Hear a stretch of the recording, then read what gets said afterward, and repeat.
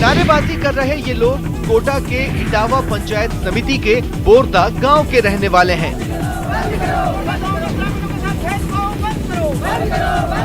नारेबाजी कर रहे लोगों में स्थानीय किसान के साथ साथ आम लोग भी हैं।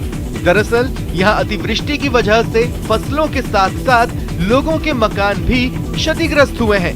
बोरदा गांव के लोगों का कहना है कि सरकार की ओर से उन्हें क्षतिपूर्ति की राशि मिलनी चाहिए थी, लेकिन गड़बड़ झाले की वजह से उन्हें उनका हक नहीं मिला। इन लोगों का ये भी कहना है कि अगर इनकी मांगे नहीं मानी गयी तो फिर ये लोग उग्र आंदोलन करेंगे। वहाँ 60-70 मकान गिरे थे, पर जो गिरे हुए मकानों का उनको ले तो मुआवजा मिला नहीं। दूरी से ये किसान यहाँ पर आए हैं अपना किराया खर्चा करके, और कई चक्कर तहसीलदारों के काटे हैं। वो लिस्ट भी देने को तैयार नहीं है कि किनका मुआवजा मिला है, किनको मुआवजा नहीं मिला है। बीच सड़क पर बड़ा सा गड्ढा, उसके चारों तरफ बेतरतीब से रखे बैरिकेड्स और बड़े बड़े पत्थर किसी हादसे को दावत देते साफ साफ नजर आ रहे हैं। ये तस्वीरें भरतपुर के सारस चौराहे से बिजली घर वाले गौरव पथ की है, जिसका हाल इन दिनों बेहाल हो चुका है। बताया जा रहा है कि गौरव पथ में जगह जगह गड्ढे बने हुए हैं। सारस चौराहे पर बीच सड़क पर बना ये गड्ढा तो इतना खतरनाक है कि किसी भी वक्त कोई बड़ा हादसा हो सकता है। दरअसल बारिश की वजह से बीच सड़क पर यहाँ गड्ढा बन गया था। इस गड्ढे को ठीक करने के लिए आनन फानन में उसे खोदकर बड़ा तो जरूर कर दिया, लेकिन उसके बाद प्रशासन और निर्माण करने वाले ठेकेदार दोनों सो गए और अब ये हालत है कि यहाँ लोग आसपास से गुजरने वाले स्कूली बच्चों के टीचर और पेरेंट्स सब सदमे में हैं और किसी अनहोनी से डरे हुए हैं। सेंट पीटर स्कूल है, तो इसके जो मोस्टली बच्चे हैं वो इधर से राजेंद्र नगर और जवान नगर से ही आते हैं। तो सबसे बड़ा खतरा तो यही है कि वो छोटे छोटे बच्चे 8th 9th 10th के, उनको इतनी रिस्क है इसमें आने जाने के लिए। सरकार ने शराब बेचने के लिए एक समय सीमा तय कर रखी है, लेकिन राजसमंद के नाथद्वारा में सरकार के नियमों को शराब बेचने वालों ने ताक पर रख दिया। रात के 9:30 बजे हो या 10, नाथद्वारा कस्बा हो या फिर आमेट रोड, आसानी से लोगों को शराब मिल जाती है। आप इन तस्वीरों में देख सकते हैं किस तरह तय वक्त के बाद भी लोग शराब खरीद रहे हैं। खास बात यह है कि तय वक्त के बाद शराब बेचने वाले मनमानी कीमत पर शराब बेचते हैं, जिससे उन्हें चोखा मुनाफा होता है। और यही वजह है कि वो नियमों को ताक पर रखकर दुकानें खुली रखते हैं। न्यूज़ 18 के कैमरे में रिकॉर्ड इन तस्वीरों से उदयपुर रेंज के आईजी हैरान हैं और उन्होंने ये भरोसा दिलाया है कि जिसने भी अपने काम में कोताही बरती है उसके खिलाफ कार्रवाई जरूर की जाएगी। तथ्य आप हमारे को बताइए, हम जांच कराएंगे। अगर उसमें किसी की नेग्लिजेंस है या इस तरह का कौन सी गाड़ी थी, क्या था, और इस तरह के अगर कोई इश्यूज है तो प्रदेश में कोरोना फिर से फैलने लगा है। नए वेरिएंट ओमिक्रॉन की दस्तक ने तो स्वास्थ्य महकमे की चिंता और बढ़ा दी है। ऐसे में विभाग ने वैक्सीनेशन अभियान को परवान देने के लिए नया प्लान तैयार कर लिया है। प्लान ऐसा कि न रजिस्ट्रेशन की चिंता और न ही लाइन में घंटों लगकर अपनी बारी का इंतजार। बस आपको मुख्यमंत्री हेल्पलाइन नंबर 181 पर कॉल करना है और वैक्सीनेशन टीम आपके द्वार पर होगी। शर्त बस एक है, टीका लगवाने वालों की संख्या कम से कम 10 होनी चाहिए। स्वास्थ्य विभाग के सचिव वैभव कालरिया ने इस नई स्ट्रेटेजी को लेकर आदेश जारी कर दिए हैं। वैक्सीनेशन के लिए ऑलरेडी काफ़ी जोर दिया जा रहा है। हर घर दस्तक अभियान हमने चला रखा है, जिसमें हमारे जो स्वास्थ्य कार्मिक हैं वो घर पे जाकर के लोगों को जागरूक कर रहे हैं और वैक्सीनेट करने के लिए उनको मोटिवेट कर रहे हैं। पिछले कुछ दिनों में दूसरी डोज को लेकर लोगों की लापरवाही बढ़ने लगी थी। वहीं कोरोना के नए वेरिएंट ओमिक्रॉन के भी कई केस प्रदेश में आ चुके हैं, जिसे लेकर अलर्ट हुए स्वास्थ्य विभाग ने वायरस पर वार करने का नया प्लान तैयार किया। बेशक स्वास्थ्य विभाग की नई नीति कोरोना के खिलाफ लड़ाई में कारगर भूमिका निभाएगी। और अब देख लेते हैं कुछ अन्य राज्यों की खबरें। दिल्ली के पास हरियाणा के गुरुग्राम में खुले में नमाज पढ़ने का मामला अभी सुलझा ही था कि कुरुक्षेत्र में एक नया विवाद खड़ा हो गया। वहां अंतर्राष्ट्रीय गीता महोत्सव में अहमदिया मुस्लिम समुदाय की किताबों के एक स्टॉल को विश्व हिंदू परिषद और बजरंग दल के कार्यकर्ताओं ने बंद करवा दिया। इन लोगों ने आरोप लगाया कि स्टॉल के जरिए एक खास धर्म का प्रचार किया जा रहा था और इसी का विरोध करने के लिए वीएचपी और बजरंग दल के कई कार्यकर्ता स्टॉल के सामने जमा हुए, खूब हंगामा किया। इस दौरान हंगामा कर रहे लोगों ने नारेबाजी भी की।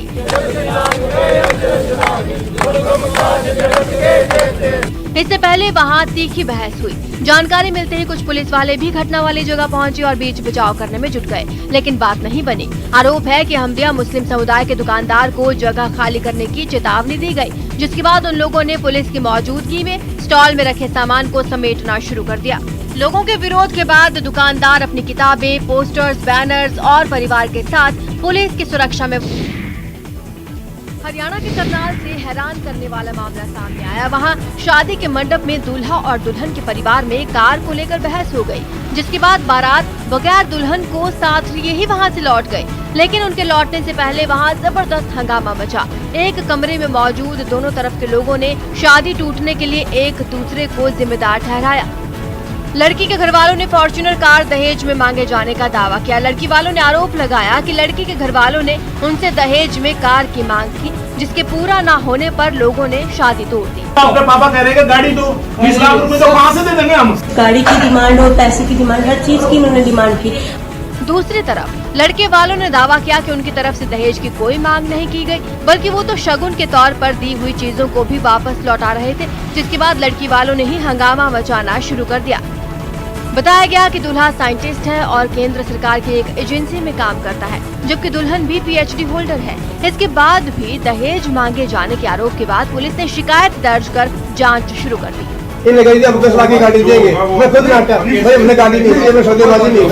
हालांकि दोनों तरफ के लोगों ने इस मामले को सुलझाने की काफी देर तक कोशिश की, लेकिन उसका कोई असर नहीं हुआ।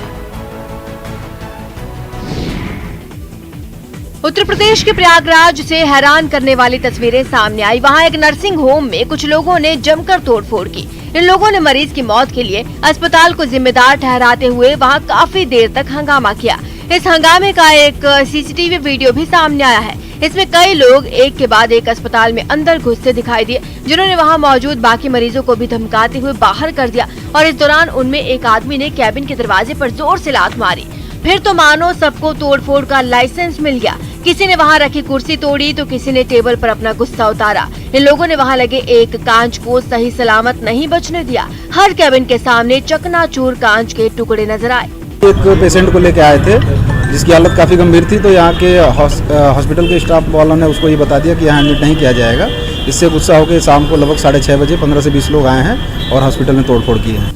मरीज के परिजनों ने आरोप लगाया कि अस्पताल ने मरीज को भर्ती करने से मना कर दिया, जिसके बाद उसकी मौत हो गई। इससे आग बबूला लोगों ने वहां जमकर तोड़फोड़ की। आपको बता दें, प्रयागराज के जिस अस्पताल में तोड़फोड़ हुई वो असल में एक नर्सिंग होम था। उत्तर प्रदेश के मुरादाबाद रेलवे स्टेशन से चौंकाने वाली कुछ तस्वीरें सामने आई हैं। वहां सिविल डिफेंस के कुछ कर्मचारियों ने हवाई हमले के हालात में यात्रियों को बचाने की तैयारियां परखी। इसके लिए एक मॉक ड्रिल की गई, जिसका मकसद इन कर्मचारियों को ऐसे हालात में खड़े होने पर यात्रियों की जान बचाने की ट्रेनिंग देना रहा।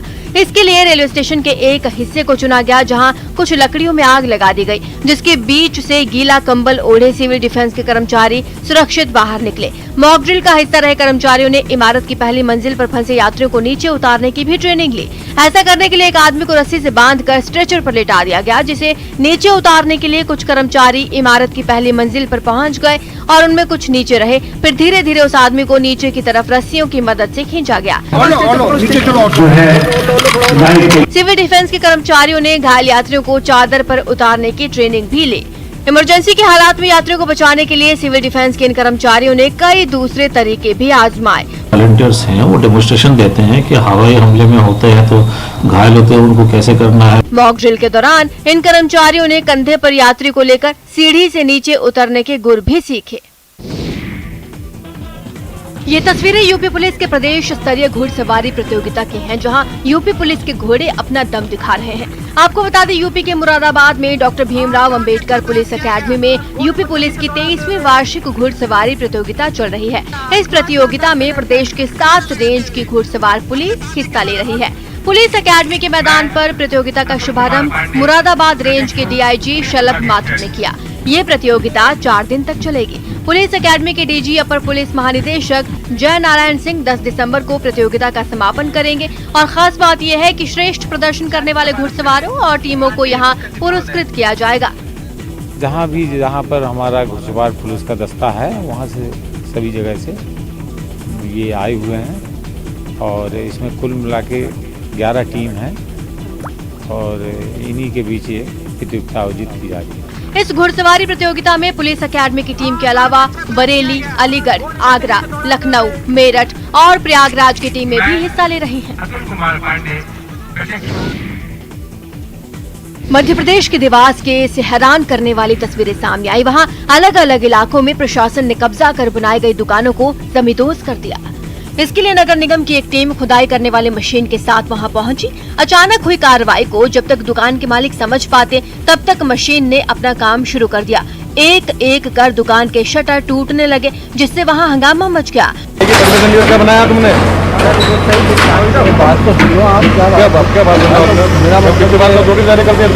दुकानों के बाद बारी आई उन मकानों की जो अवैध तरीके से बनाए गए थे। इनमें कुछ को मशीन के जरिए तोड़ा गया तो कहीं मजदूर हथौड़ा चलाते नजर आए। तो हमने 2-3 बजे है ना, और यहाँ पे हमने करीब 5-6 एक मकान भी जो है मकान को तोड़ा। बताया गया कि इस कार्रवाई में उन मकानों और दुकानों को भी तोड़ दिया गया जो नक्शे से अलग बनाए गए थे। दरअसल देवास नगर निगम ने जिन दुकानों और मकानों पर कार्रवाई की, उन्होंने कानूनी तौर पर 30% जगह नहीं छोड़ी थी, जिसके लिए नगर निगम ने कई बार उन्हें नोटिस भेजा और चालान भी किया, लेकिन इसे सुधारने को वो तैयार नहीं थे। कोरोना के नए वेरिएंट ओमिक्रॉन के बढ़ते खतरे का असर मध्य प्रदेश की सीमा पर दिखने लगा है। वहां गुजरात से राज्य में दाखिल होने वालों के लिए सख्ती बढ़ा दी गई है। सीमा पर कोरोना जांच शुरू कर दी गई है। साथ ही नियमों को न मानने वालों पर पुलिस और प्रशासन सख्त नजर आया। इसके लिए पुलिस ने सीमा पार कर एमपी में आ रहे लोगों की गाड़ियों को रोका और उनकी थर्मल स्क्रीनिंग की गई। सीमा पर टेस्टिंग बूथ बनाया गया, जहाँ गुजरात से आने वाले यात्रियों की कोरोना जाँच की गयी। यही नहीं, सीमा से गुजरने वाली हर गाड़ी को रोका गया, जिसमें यात्री बसें भी शामिल रहे। इस दौरान कई यात्री मास्क लगाए नहीं दिखे तो प्रशासन के अधिकारी बस चालकों को फटकार लगाते दिखे। आने जाने वालों को परेशानी ना हो और कोरोना का खतरा ना फैले, इसको लेकर पुलिस और प्रशासन के कर्मचारी मोर्चा संभालते दिखे। गुजरात से आने वाले बॉर्डर है, जिसमें 3 बॉर्डर है, उसी प्रकार से ये चांदपुर बॉर्डर है, जिसमें लोगों की चेकिंग की जा रही है जो बाहर से आ रहे हैं। प्रशासन ने सीमा पर ही वैक्सीनेशन का इंतजाम भी किया और उन लोगों को वैक्सीन लगाई गई जिन्होंने दूसरा डोज नहीं लगवाया था।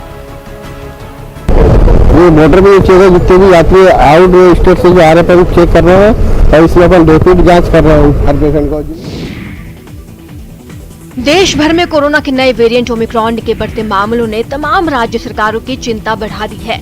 महाराष्ट्र की राजधानी मुंबई में चलने वाली BEST की बसों को हर फेरे के बाद सैनिटाइज करने का फैसला लिया गया। इसके लिए बस डिपो में पूरी तैयारी नजर आई। वहां एक फेरा पूरा करने के बाद आई बस को अच्छी तरह से सैनिटाइज किया गया। इसके लिए बाकायदा एक आदमी ने अपनी पीठ पर केमिकल से भरा टैंक लादा और पूरी बस में उसका छिड़काव किया। जो भी बस जो है बस अड्डे पर आती है उसे पूरी तरीके से सैनिटाइज किया जाता है। इस कवायद में बस की सीट और हैंडल के साथ चप्पे चप्पे पर केमिकल छिड़का गया ताकि गलती की कोई गुंजाइश न रहे। जब भी बस एक ट्रिप पूरा करके आती है तो तभी सैनिटाइज होता है।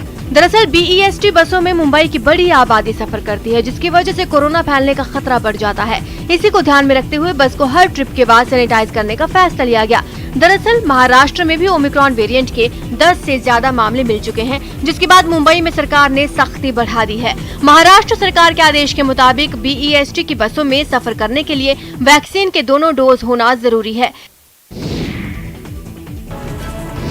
हिमाचल की मंडी में ड्रोन से दवाइयों की सप्लाई और सैंपल्स जुटाने का सफल ट्रायल किया गया। बताया गया कि जरूरत पड़ने पर मुश्किल हालात वाले पहाड़ी इलाकों में ड्रोन की मदद से दवाएं भेजना और वहां से जांच के लिए सैंपल्स जुटाना आसान हो जाएगा।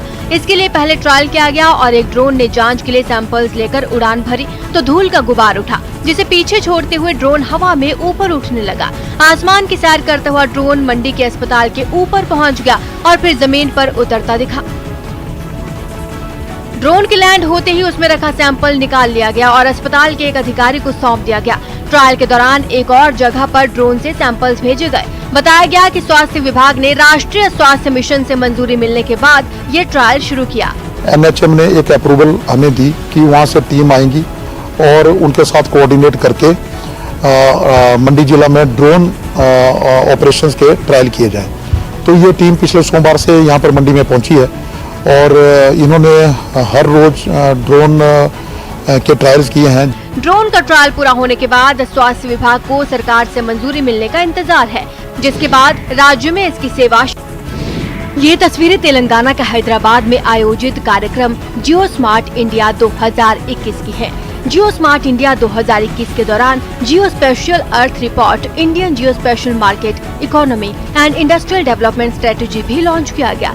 इसे लॉन्च करते हुए जियो स्पेशल वर्ल्ड के CEO संजय कुमार ने कहा कि जियो स्पेशल इंडस्ट्री देश को आत्मनिर्भर बनाने का काम तेजी से कर रही है।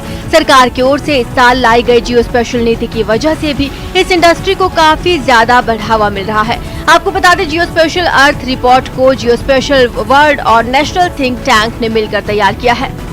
इस रिपोर्ट में कहा गया कि भारत में साल 2025 तक जियो स्पेशल बाजार में 12.8% की बढ़ोतरी होगी, यानी ये मार्केट करीब 63,000 करोड़ रुपयों का हो जाएगा। आपको बता दें कि जियो स्पेशल का साधारण मतलब होता है नक्शा बनाना। अब चाहे वो 2 डायमेंशनल हो, 3 डायमेंशनल हो, अंतरिक्ष से सैटेलाइट के जरिए हो या फिर हवा में ड्रोन उड़ाकर हो या फिर जमीन के अंदर किसी राडार की मदद से स्कैनिंग करके हो। इन नक्शों की बदौलत ही कई तरह के विकास कार्य किए जाते हैं। इसके बदले कृषि, रक्षा, ढांचागत विकास, मौसम, आपदा संबंधी जानकारियां आदि भी मिलती हैं। दिल्ली आए रूस के राष्ट्रपति व्लादिमीर पुतिन को PM मोदी ने जो खास तोहफा दिया था, उसकी वजह से गुजरात के आणंद जिले के खंबात क्षेत्र के लोग गदगद हैं। उनका कहना है कि इस तोहफे से उनके क्षेत्र का नाम पूरी दुनिया में चर्चा में आ गया। दरअसल PM मोदी ने प्रेसिडेंट पुतिन को जो खास कटोरा गिफ्ट किया था, पत्थर के वैसे कटोरे खंबात क्षेत्र के कारीगर ही तराशते हैं। दरअसल खंबात अकीक यानी अगेट व्यवसाय के लिए जाना जाता है। यहाँ राजस्थान, तमिलनाडु, आंध्र प्रदेश और महाराष्ट्र से खास तरह के पत्थर आते हैं और यहाँ के कारीगर उन्हें तराश कर अलग अलग सामान बनाते हैं। कहा जाता है कि खंबात में पत्थर तराश कर सामान बनाने की ये परंपरा 7 से 800 साल पुरानी है। खंबात के अगेती के कच्चे पत्थरों को अलग अलग तरीकों से तराशा जाता है। स्थानीय व्यापारियों का कहना है कि प्रधानमंत्री मोदी ने रूसी राष्ट्रपति पुतिन को जो अगेती कटोरा दिया, वह एक अद्वितीय अगेती है। लक्ष्य भेदने की टिप्स लेने वाले ये खिलाड़ी लेह और लद्दाख के रहने वाले हैं। तीरंदाजी को बढ़ावा देने के लिए यहाँ लेह में इन दिनों तीरंदाजी की कोचिंग दी जा रही है। 15 दिनों तक चलने वाले इस कोचिंग में खिलाड़ियों को तीरंदाजी के बेसिक नियम सिखाने के साथ साथ इस खेल से जुड़ी अहम जानकारी दी जा रही है। आर्चरी कोचिंग कैंप रखा गया है जो कि आर्चरी एसोसिएशन लद्दाख और डिग्री कॉलेज ले और खालसे की कोलैबोरेशन में 15 डेज का एक कोचिंग रखा है। कोचिंग दिया था वो बहुत हमारे दूर दराज इलाकों में जो आर्चर हैं, यहाँ के कोचेस हैं, उनको बहुत बेनिफिट है। उस बेसिक पे हम भी इनको ऐसा देने को है। आपको बता दें, केंद्र सरकार बर्फीले रेगिस्तान के नाम से प्रसिद्ध लद्दाख को एक बड़े खेल केंद्र के रूप में विकसित करने की योजना पर काम कर रही है। लेह और कारगिल में खिलाड़ियों के लिए हाई ऑल्टीट्यूड ट्रेनिंग सेंटर बनाए गए हैं और इसी योजना के तहत यहाँ के बच्चों को तीरंदाजी के गुर सिखाए जा रहे हैं। खास बात ये है कि यहाँ ट्रेनिंग मिलने से खिलाड़ियों के शारीरिक दमखम में बढ़ोतरी होती है और उनका स्टेमिना बढ़ता है। हिमाचल प्रदेश के मनाली और शिमला समेत कई पहाड़ी इलाकों में बर्फबारी का दौर जारी है। इस बर्फबारी ने वहां के लोगों की मुश्किलें तो बढ़ा दी हैं, लेकिन जो लोग मनाली घूमने आए हैं उन्हें मौसम का ये बदला हुआ मिजाज बेहद पसंद आ रहा है। खास बात यह है कि भारी बर्फबारी के बाद तापमान में जो गिरावट आई है उसका असर यहाँ पहुँचे सैलानियों पर नजर नहीं आ रहा। मौसम बदला तो वहाँ मौजूद पर्यटकों के चेहरे खिल उठे। ऐसा लगा उन्हें इस बर्फबारी का बेसब्री से इंतजार हो, क्योंकि बर्फ के गिरती फुहारों के बीच कई लोग इसका मजा लेने निकल पड़े। कोई एक दूसरे को बर्फ के गोले बनाकर मारता नजर आया तो कोई स्कीइंग पर हाथ आजमाता दिखा। मस्ती करने में छोटे छोटे बच्चे भी पीछे नहीं रहे। बहुत ही ज्यादा अच्छा लग रहा है, क्योंकि यहाँ में दोनों सीजन जो भी मौसम रहता है वो देखने को मिला।